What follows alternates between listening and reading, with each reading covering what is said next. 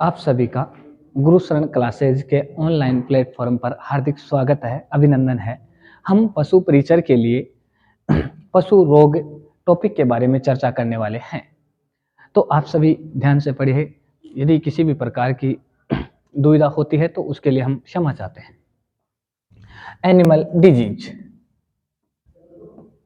पशु रोग। पशु रोग, पशु रोगों में बात करें तो सबसे पहले पशुओं में रोग किसके द्वारा फैलते हैं? वायरस के द्वारा। किसके द्वारा फैलते हैं? वायरस के द्वारा। तो वायरस द्वारा फैलने वाली बीमारियां कौन कौन सी है? मैं एक ट्रिक से बताता हूँ। ट्रिक है वायरस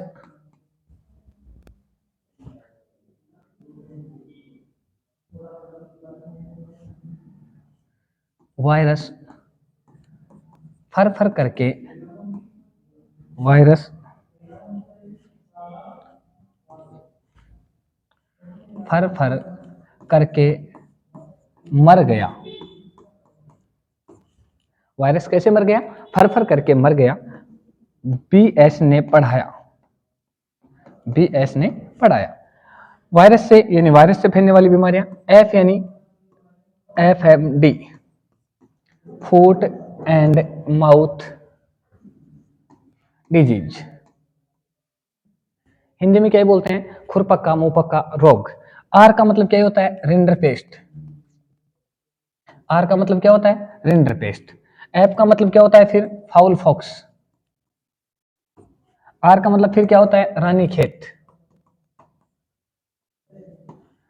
इसके बाद में अपने पास क्या है? मर, तो मर से मेरेक्स और गया गंबोरा।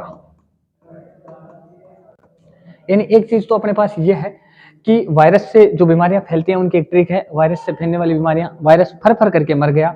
एफ यानी एफएमडी, आर यानी रिंडरपेस्ट, एफ यानी फाउल फॉक्स, आर यानी रानीखेत, मर यानी मेरेक्स और गया यानी गंबोरा। किसने पढ़ाया? बी और एस। बी यानी बर्ड फ्लू। बी यानी बर्ड फ्लू।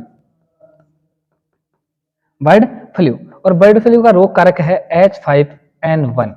इसके बाद में स्वाइन फ्लू, और स्वाइन फ्लू का रोग कारक है H1N1।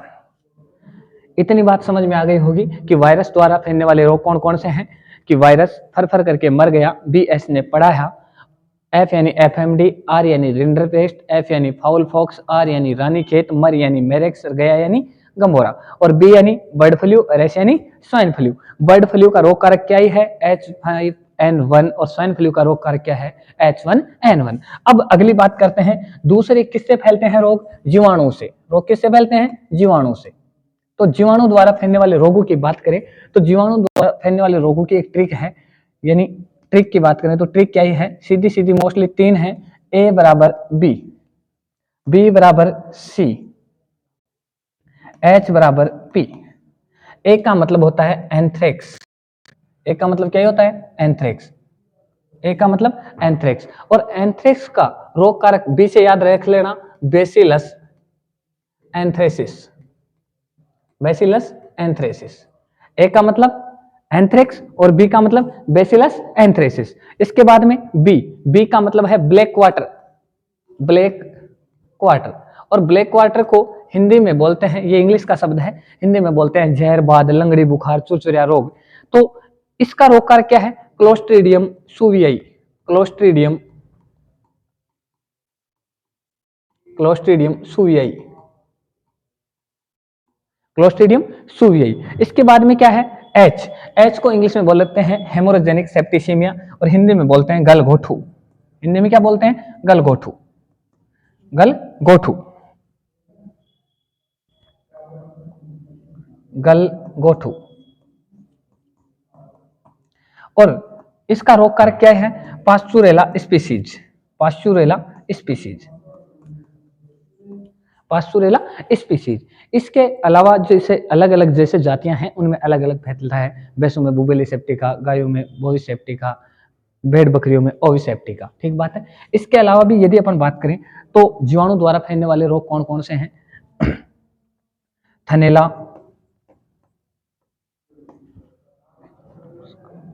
गलघोटू, गलघोटू तो हो ही गया, फिर भी लिख लेते हैं, ब्रुसोलोसिस,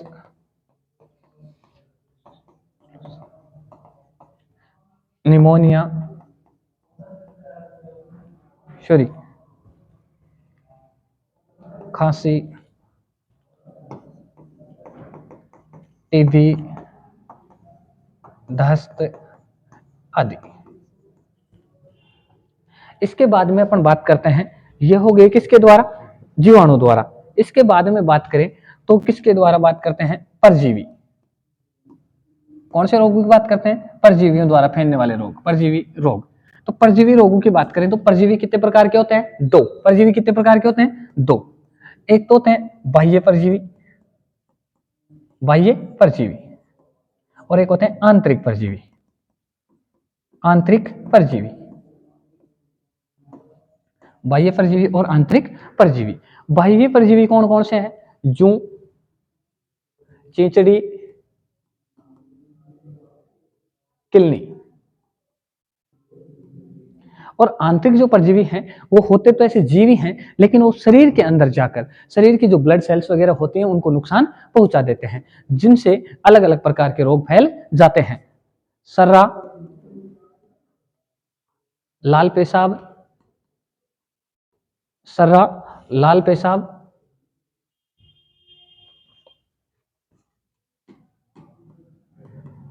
आदि,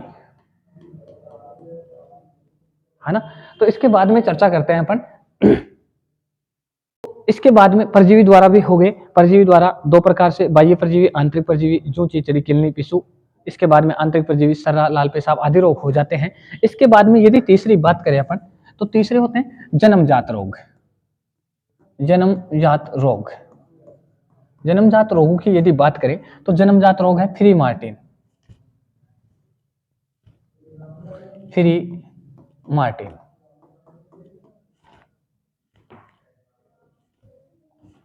फ्री मार्टिन।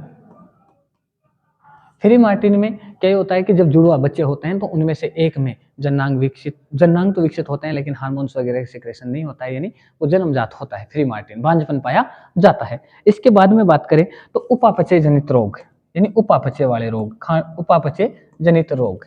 और उपापचय जनित रोग में मोस्टली बहुत बार क्वेश्चन पूछा है, वो उसकी बात करेंगे अपन, जनित रोग। और सब मोस्टली है मिल्क फीवर, मोस्टली कौन सा है, मिल्क फीवर। मिल्क फीवर की यदि बात करें तो मिल्क फीवर किसकी कमी से होता है भाई, कैल्शियम की कमी से। मिल्क फीवर किसकी कमी से होता है, कैल्शियम की कमी से। इसके बाद में अपन बात करते हैं खराब रखरखाव संबंधी रोग, खराब रखरखाव संबंधी, खराब रखरखाव संबंधी रोग, खराब रखरखाव संबंधी रोग। खराब रखरखाव से जैसे खाने पीने की अच्छी व्यवस्थाएं नहीं है, या पानी ज्यादा ठंडा है, पानी की सफाई नहीं हुई है, तो उससे रोग फैल जाते हैं, जैसे खांसी, निमोनिया